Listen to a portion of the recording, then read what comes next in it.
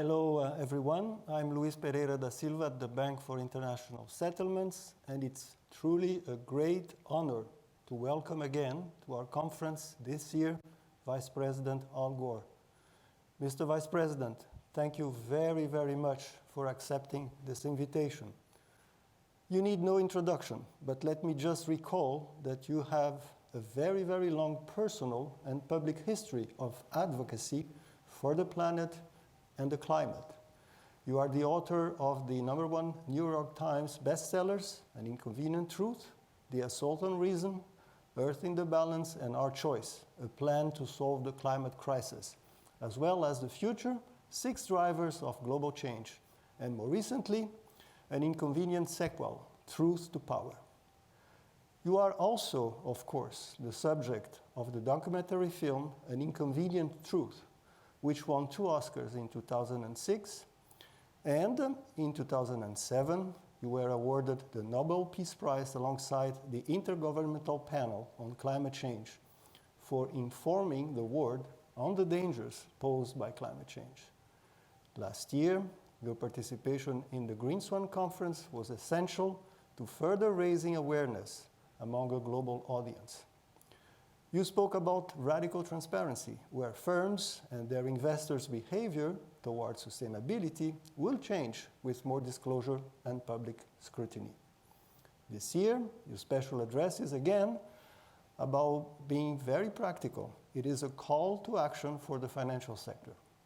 So yes, indeed, Mr. Vice President, your tireless advocacy has changed and continues changing the mindset of our generation. We all appreciate hearing more from you on how to move both the debate and the practice forward.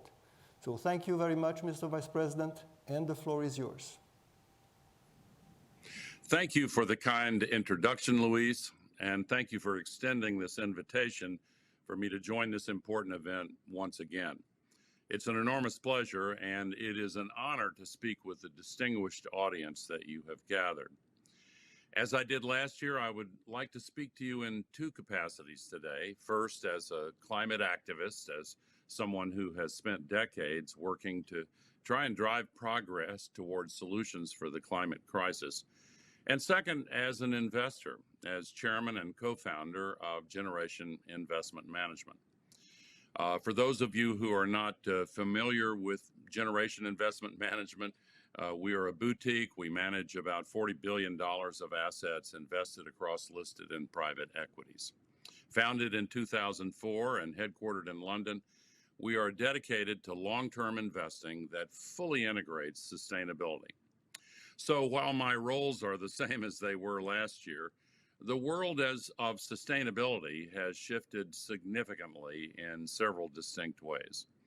First, governments reaffirmed their commitment to limiting warming to 1.5 degrees Celsius in Glasgow and announced some important new steps to drive progress toward that goal. Significantly, for the first time in 26 negotiations, all nations at COP26 agreed to language that calls for a phase down of coal power and fossil fuel subsidies.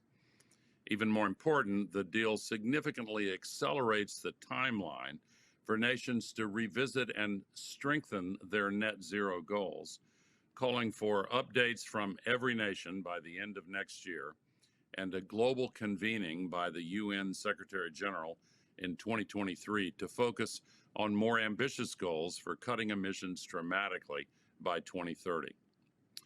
Secondly, the finance sector is now front and center of efforts to achieve net zero emissions no later than 2050, a milestone that is key to our 1.5 degree pathway. In Glasgow last November, for the first time, the finance sector really showed up at a COP. Mark Carney, who was tasked with driving greater climate ambition among financial entities in the lead up to COP26, announced the Glasgow Financial Alliance for Net Zero, or GFANZ as it is known, and that it had gained more than 450 signatories responsible for assets of over $130 trillion. Banks, asset owners, asset managers, insurers, and financial sector service providers, that is, from investment consultants to credit rating agencies and stock exchanges to ESG research providers, all committed to the transition to a net zero global economy by 2050 at the latest. However, the latest science underscores the fact that while these developments are sorely needed and wholeheartedly welcomed, they are not enough. In the past year, scientists at the IPCC completed and released their 6th assessment report, providing comprehensive updates on the current state of our warming planet, as well as the status of our efforts to bring the climate crisis under control. And the science is clear. This is nothing short of a full-fledged global emergency, one that is already impacting the most vulnerable first and worst, but that will have dangerous impacts for all life on Earth and for human civilization as a whole. The latest research also makes it clear that we are still not treating this crisis as the emergency it clearly is.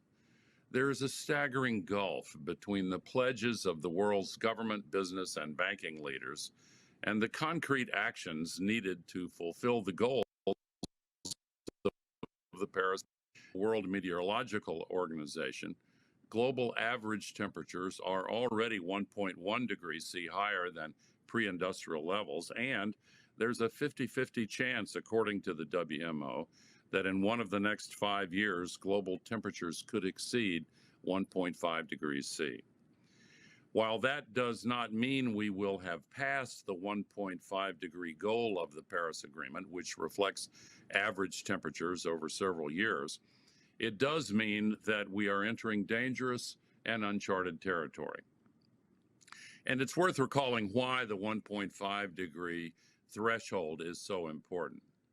It's because that is the point at which we begin to cross certain negative tipping points that could result in irreparable, unrecoverable damage or dangerous feedback loops that have the potential to exponentially accelerate this crisis. Immediate action is required, particularly within the financial sector. Today, I want to talk to you about what in practice that means. It means that we must expand on what the capital markets value. We must end anti-climate finance. We must reimagine our relationship with nature. We must ensure a just transition. And we must measure, report, and engage. Please allow me to talk about these required actions in turn.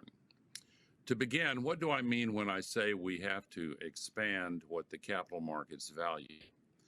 The value spectrum is something we too frequently look at through the very narrow aperture of short-term profits for equity stakeholders. But this leaves out negative externalities like pollution, including global warming pollution. It also leaves out positive externalities like investments in public goods. That means that we're chronically underinvesting in things like education and healthcare, environmental protection, and pandemic preparedness. It also means that we are ignoring and declining to value the depletion of vital resources like topsoil and underground water aquifers, and that we're not investing in the solutions we need to avoid the catastrophic impacts of the climate crisis. We must ensure that finance acts with the full value spectrum in view. That means we cannot leave this work to future generations and future leaders. We cannot simply make pledges that rely on in the 2030s or 2040s or 2050s. We find ourselves in a moment that cries out for urgent action, one that brings to mind the words of Dr. Martin Luther King Jr., who sought to underscore the urgency of action by reminding the world that, in his words, tomorrow is today. I find his remarks from a speech in 1967 ring true today. He said, and I quote, "In this unfolding conundrum of life and history, there is such a thing as being too late. Procrastination is still the thief of time. We may cry out desperately for time to pause in her passage, but time is adamant to every plea and rushes on." Over the bleached bones and jumbled residues of numerous civilizations are written the pathetic words, too late. We cannot allow ourselves to be too late to act on this crisis. The world's leading scientists have outlined our path forward. We can avoid its worst impacts if we cut our emissions in half by 2030. Science and technology have delivered the solutions we need. Milestone, and now it is up to us to rise to this moment and deploy those solutions in time. So, what does that mean in practice? It means that we must ensure that finance is flowing into the new energy infrastructure and climate solutions that the sustainability revolution requires. The most recent IPCC report estimated that we will need to mobilize more than $4.5 trillion each year to stay on course for 1.5 degrees, which they find is 3 to 6 times greater than current financial flows to mitigation. This is what I mean when I say we must expand what the capital markets value. All investors must consider not just risk and return, but risk, return, and impact. Impact can no longer be considered an externality. Allocating capital to achieve positive impact is the only way we can bring about a net zero, prosperous, equitable, healthy, and safe society. There are huge opportunities for investors to fund the development of innovative technologies and new companies that will become heavyweights in our sustainable future. Our first task must be to rapidly scale the proven and cost-effective solutions in renewable energy and in electric vehicles. Fully deploying these technologies would enable us to meet the important benchmark of cutting emissions in half by the end of this decade. We don't need to wait for some new miracle green technology to arrive. We already have everything we need with proven deployment models that are available today, and we must embrace them. Of course, we also need to make sure that we finance the more difficult climate solutions, such as grid connectivity in emerging markets, zero carbon steel, regenerative farming, and others. Generations research indicates that hard to scale and hard to abate areas of climate solutions are receiving around $55 billion of investments annually. The world is not short of capital, but finance is currently falling woefully short on impact. Our solution at Generation has been to launch a new subsidiary business, Just Climate, to help direct institutional capital to climate-led investing. Investment that seeks to catalyze timely climate impact at scale. Investment that is optimized to do this. We need everyone in finance to innovate and change how they do business to address our capital allocation problem. We must also strive to ensure that we are addressing historic inequities caused by our continued dependence on fossil fuels, and work to ensure that future investments address issues of inequality rather than perpetuate disparities. This means we must step up efforts to support developing countries. While these countries represent the fastest growing sources of emissions globally, they currently receive far too low a share of climate finance to support their transition away from fossil fuels. The most recent IPCC report estimated that financial flows to developing countries must increase 4 to 8 times compared to current investments. We also know that access to capital remains a major challenge for developing countries. When a developing nation tries to borrow money to finance new clean energy projects, interest rates are sometimes as much as 7 times higher than in developed countries. Currently, 90% of climate finance stays within the country of origin, suffering from what the IPCC describes as a, quote, home bias. To organize and accelerate this transition, new international financial institutions focused on providing climate finance and catalyzing private finance are needed urgently. Existing institutions like the World Bank, which has been missing in action, and other international development banks, most of whom have largely also been missing in action on climate, need to lead the way in opening up financing for clean energy to these countries that are already some of the worst hit by the climate crisis. There is, of course, another side of our capital allocation challenge. Too often, the discussion around the need for climate finance obscures the need to also end the many sources of anti-climate finance. This includes continued bank and investor financing of fossil fuel expansion and government subsidies for fossil fuel development. As many of you know, some large fossil fuel companies and their financial partners have engaged in a decades-long disinformation campaign to undermine climate scientists, to evoke mistrust of the scientists themselves, even though their predictions have been spot on, and to decrease public support for action that moves us away from fossil fuels. This deeply unethical effort, which I consider to be the moral equivalent of a crime against humanity, has served to entrench fossil fuel interests in both the public and private sphere. Today, fossil fuels receive over $440 billion per year in direct subsidies, perpetuating our global reliance. And the implicit subsidies, including the failure to compensate for the extensive harms being inflicted on the world by burning more and more fossil fuels, those implicit subsidies are far larger still. Should we just continue to ignore them? We cannot. Moreover, the recent invasion of Ukraine by Russia illuminates the destabilizing impact of continued dependence, especially by Europe, on petrostates like Russia. Russia's attempt to blackmail nations in the European Union that are now dependent on their oil and gas should illuminate the national security dimensions of the climate crisis. As UN Secretary General Guterres has pointed out, the failure to confront our addiction to fossil fuels is, in his words, and I quote, moral and economic madness.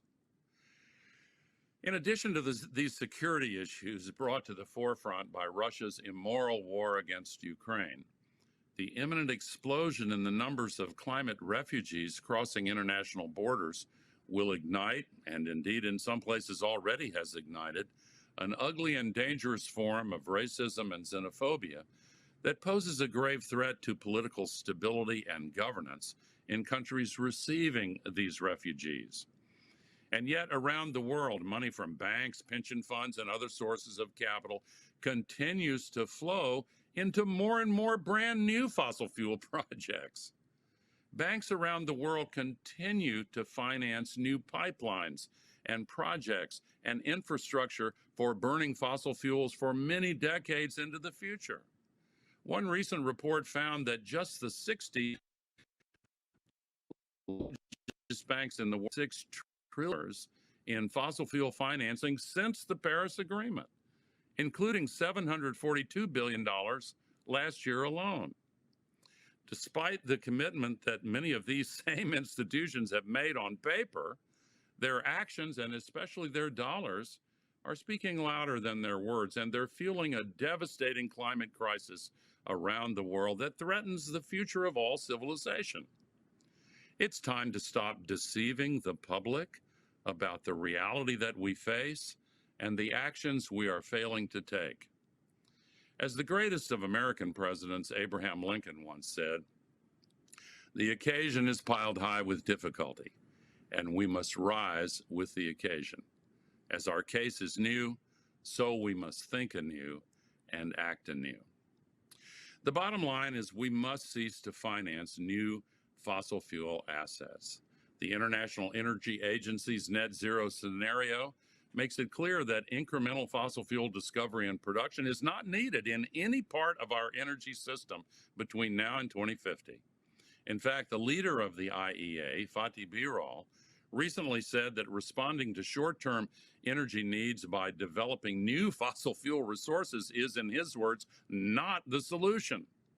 He also noted, as many experts have for years, that for those investing in such assets, not only do they pose a climate risk, they risk becoming stranded assets. Asset owners and asset managers must not only embrace climate action in their investments, but also in their engagement with the financial institutions that they own in their portfolios. They must make their expectations clear. Financial institutions should not invest in new carbon-intensive projects. Investors must also continue to focus on challenging banks which continue to finance huge new pipelines and pipeline development projects.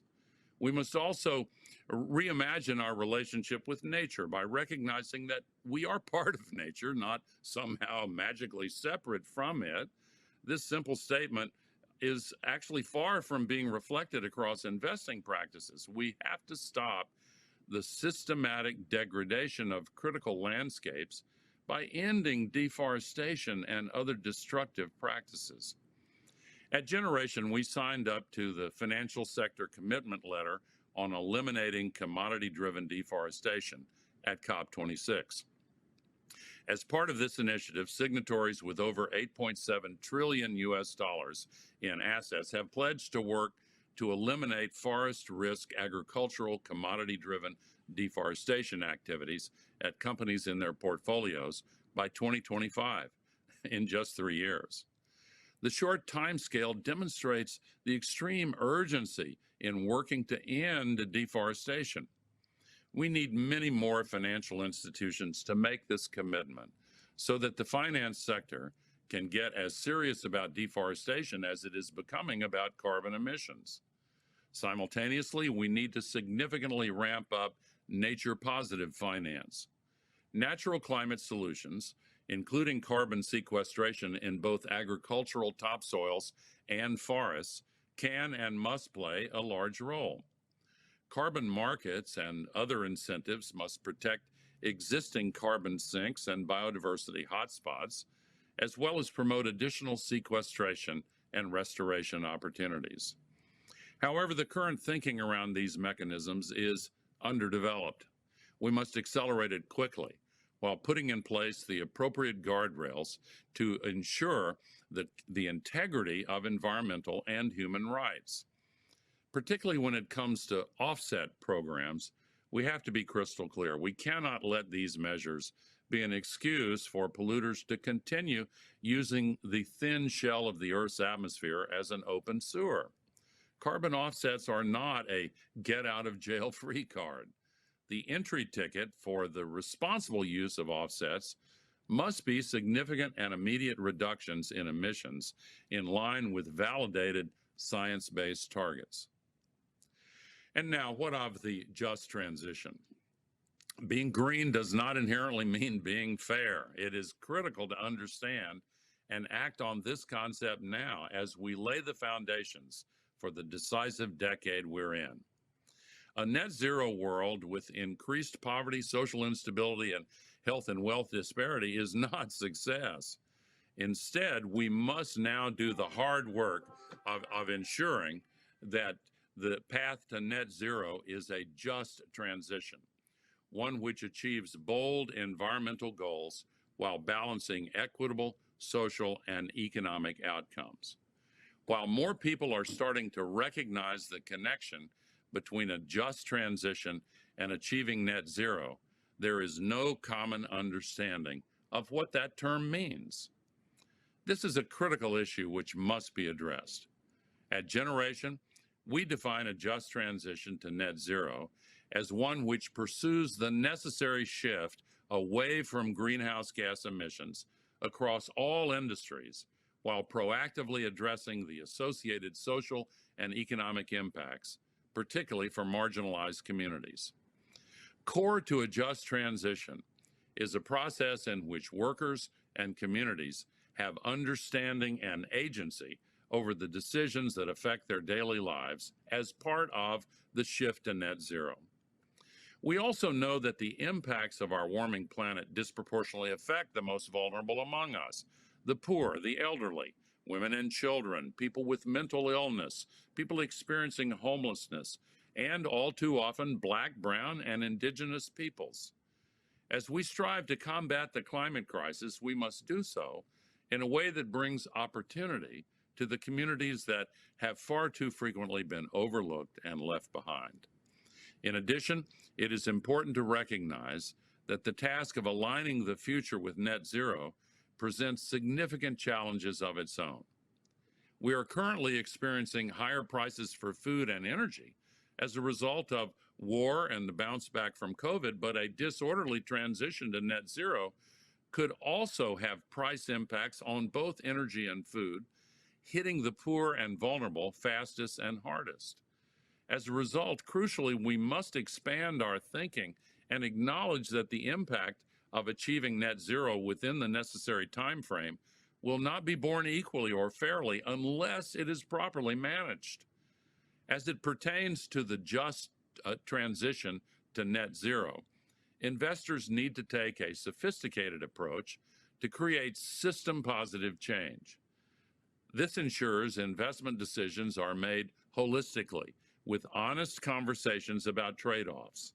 Since a just transition to net zero accounts for communities that have historically been subject to underinvestment, the finance industry must look inward at itself and its own diversity and take greater strides to incorporate voices from demographics that have been historically underrepresented.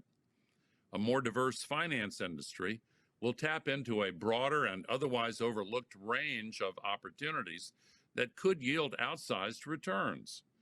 We are financiers, so I think it is fitting that I should end with some remarks on data and measurement.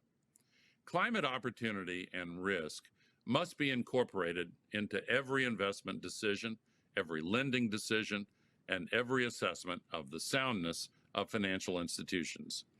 In order to do that, we need more accurate data with clear global standards to ensure disclosures are comparable and assured. The private sector has taken climate disclosure a long way on its own, but reporting now needs to be made mandatory by governments. We warmly welcome moves in Europe and the U.S. on this, but they will only be backward-looking. Financed emissions analysis is important, but it has a major disadvantage in that it does not take account of the emissions reduction trajectory companies are on. If financial institutions only look backwards, we risk disincentivizing the financing of asset decarbonization. Portfolio alignment tools are helpful here because they use climate scenarios to break down the carbon budget into sectors and geographies and allow investors to differentiate between those companies that are decarbonizing and those that are not. We are conscious, however, that these tools still require investment to be used at scale. A forward-looking view on climate change can really help financial institutions assess the resiliency and attractiveness of a business. One concept that we have advanced is the time value of carbon. It is not only money that has a time value. Carbon reductions today are much more valuable to the climate than carbon reductions in the future. They're also more valuable to businesses, banks, and investors. Companies that are rapidly decarbonizing today, rather than waiting for others to move first, are creating a competitive advantage for themselves that will only increase as the prospect of an orderly transition reduces. It's essential that we incorporate the time value of carbon in our valuation and investment decisions. With better data, better forward-looking assessments of companies, and better appreciation of the time value of carbon, financial institutions are in a better position not only to deploy capital, but also to engage and steward counterparties to net zero. Stewardship is a vital function for the financial industry. In engagement and voting, listed equity investors have the tools by which they can, at scale, encourage companies to decarbonize in line with a 1.5 degree C pathway. We are also increasingly seeing climate transition plans put to a vote at shareholder meetings. We are past time where companies can simply be credited for having made incremental progress. Plans must be examined through a rigorous 1.5 degree lens and opposed by investors if they fall short. Lenders, of course, can engage as well and ultimately have even stronger sanctions from setting covenants to not advancing capital. What is important for investors and the private sector to recognize is that we are now entering an era of radical transparency. Investors and financial systems are increasingly demanding the tools and data that will allow them to make informed decisions to reach net zero emissions. Now, technology is allowing us to track and monitor emissions and thus progress toward decarbonization independent of the opaque and self-reported data systems that exist today. That's why the partners at Generation have donated significantly to a new coalition called Climate Trace. TRACE stands for Tracking Real-Time Atmospheric Carbon Emissions, which is bringing radical transparency to emissions monitoring. Climate Trace released its first global inventory of emissions data from the past 6 years for every country and region on the planet across 10 sectors and 38 industries. This year, ahead of COP27, we will have information down to the facility level for many industries. That means investors and the entire world will be able to see clearly if emissions at specific power plants, steel mills, large ships and planes, and more are increasing or falling. Accountability and transparency are key to effective investing and effective decarbonization efforts across the global economy. The finance sector has made commendable pledges, but now the eyes of the world are upon all of us to turn those words into action. This should be an occasion for a global epiphany. It is time to act. It is not a time for moral cowardice and reckless indifference to the future of humanity. To hearken back once more to the words of Dr. King from 1967, and I quote, "If we do not act, we shall surely be dragged down the long, dark, and shameful corridors of time for those reserved for those who possess power without compassion, might without morality, and strength without sight." So now let us begin. Let us rededicate ourselves to the long, bitter, but beautiful struggle for a new world. For if we do commit ourselves to taking such action, we can turn the tide of this crisis. Indeed, according to the latest scientific models, once we reach true net zero, temperatures on Earth will stop going up with a lag time of as little as 3 to 5 years. And if we stay at net zero, half of all the human-caused CO2 will fall out of the atmosphere in as little as 25 to 30 years. We may well find it wise to invest in new machines that suck CO2 back out of the atmosphere, but if we obey the first law of holes, which is when you're in a hole, stop digging, and if we stop putting enormous additional sums of CO2 into the atmosphere, Mother Nature will start removing carbon for us in vastly larger quantities than we could ever do with new machinery. It is as if there is a switch that we can flip to solve this crisis.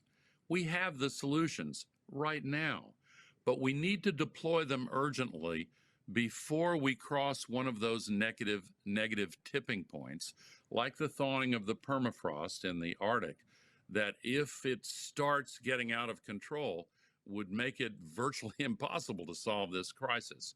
So we need to act now. And all we lack is the political will to see this work through. And if you ever doubt that we have the necessary political will to act, always remember that political will is itself a renewable resource. Let's renew it. Thank you. Thank you very, very much, Mr. Vice President. With the Vice President's speech, this brings us to the end of day one of the conference.